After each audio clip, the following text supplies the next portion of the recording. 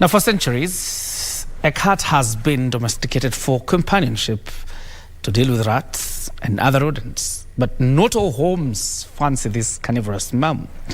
The smallest in the wider cat family. Somewhere in Kenya's capital, Nairobi, one woman's love for cats has been our host close to 400 of them in her 4-bedroom house. The story of the CAT WOMAN of MIHANG'O, as filed by Sheillah Yogo.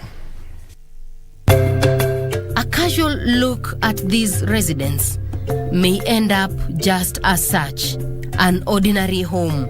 But it may not be what it appears, with the ambience betraying what lies beyond the gate, behind the walls. These cats call this place home. At the moment we have 385 cats. No, 386 now because we received another one yesterday. Some traveling for long distances to be here. As far as Kisumu, Nakuru, yes, Thika. The cats live in this house in MIHANG'O within Utawala Estate in Nairobi County. Rachel Kabue is their housemate. She takes us down her memory lane. Seeing that many cats suffered in the hands of ignorant people, she started rescue operations. We rescue a lot of kittens that are thrown out in cartons, or they're just out there without a mother, and they're usually 3 weeks or younger.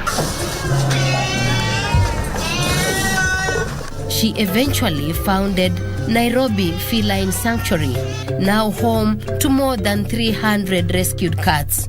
The diploma holder in community development donated this bungalow to the cats, opting to occupy a much smaller space, but sharing the compound. The CAT WOMAN of MIHANG'O has a name for each of the hundreds of cats, and she never confuses them. Henry, Marina, Eno. Kabue says cats have personality similarities with human beings. Trevor has a strange way of responding when his name is called. Trevor? Yeah, he always does that. Trevor! Trevor! Good boy. Rashalgu is apparently greedy. More than 2 years. He doesn't want to share food. He was just rescued from the streets and currently undergoing etiquette lessons. Ara and Biggie love visitors. They are so clingy. Bree is all fluffy. Koki, Lola, and Odin have congenital disabilities. The sanctuary has a maternity wing for queen cats. So you see they have some signs of flu. These little kittens were orphaned when they were neonates. The kittens were rejected by their foster mother. What really matters is they have a roof over their heads. Mercy killing for the very sick ones does not augur well with Kabue. A cat can give birth to 48 kittens in a year. Hence, the need to control population at the Nairobi Feline Sanctuary. It's spay and neuter. This means that we stop the reproduction. This is because there are already many cats who are not living in the best conditions. Here, cats also access medicine from the pharmacy.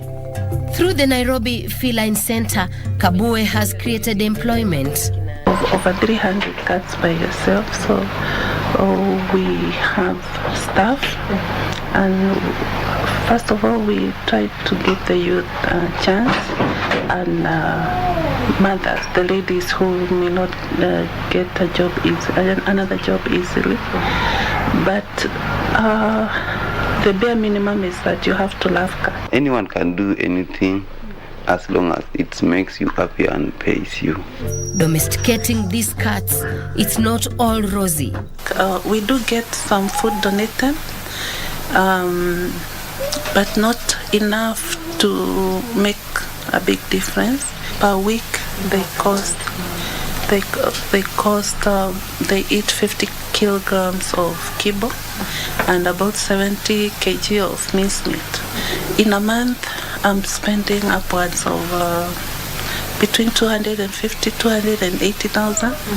She will be traveling to Canada. They also have a hospital where they help rescues in low-income families to take care of their pets. So I'm very interested to go and see how they do that, because that is also our end goal. She has been shunned by some members of the society due to superstition associated with cats. And people telling us directly that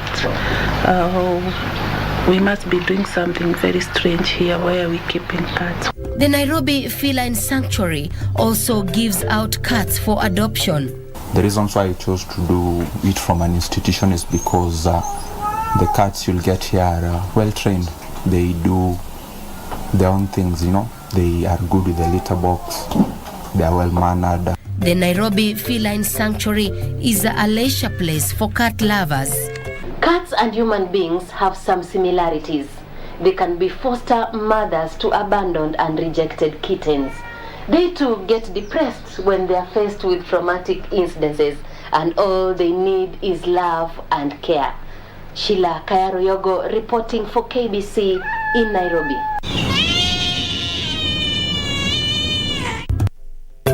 Well, I happen not to be a cat lover. I'm more of a dog mom. So when I hear that humans and cats have a similarity, well, I share that particular trait with a sibling of mine who cannot stand cats, simply because he grew up at a time when there was a lot of conversation around, cats being associated with the spiritual world. If you've read the book Delivered from the Hands of Darkness by Emmanuel Eni, then you'll understand then my siblings worry in regard to owning a cat or such. But that particular report by Sheillah Yogo shows us the other side of those who love cats and why actually cats are, the domesticated animal to have in your home, so to speak. But I still inherently remain a dog mom.